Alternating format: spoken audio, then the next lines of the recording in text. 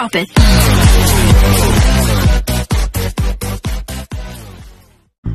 Good day mga ka-sports natin dyan. Sobrang init ng laban sa second set sa salpukan nga ng Cherry Tigo versus Signal HD Spikers, sapagkat nga ang kupunan nga ni AL Lowry dahil may panalo na nga sila sa set 1 ay pagdating nga sa set 2 ay mainit pa rin sila mga ka-sports, kung saan lamang na lamang talaga sila kung tutuusin sa Signal HD Spikers. Kitang-kita kasi natin na nag-o-off na talaga ang mga Spikers nga ng Signal, maliban kay Vanny Gandler na talagang siya talaga ang bumubuhat ngayon sa second set na labanan.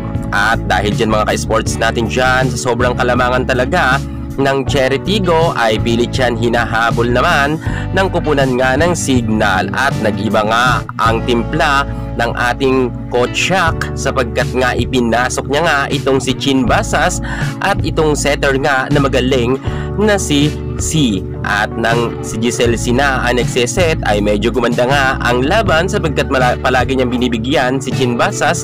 At eto na nga mga ka-sports, talagang nakakahataw ng husto si Chin Basas at sunod-sunod nga ang kanyang binakawala na powerful attack at madalas nga itong nakaka-score. At dahil dyan mga ka-sports, nagkaroon nga sila ng kalamangan at nauna pa nga silang mag-set point. At syempre, mainit rin si Vanny Gandler pagdating sa loob ng court, at nang lamang na nga sila ay never na nila binigyan pa ng kumpiyansa ang Cherry Tigo para nga makadikit sa kanila or makapantay man lamang sa score, sapagkat tinapos na yan ng ating Chin Basas.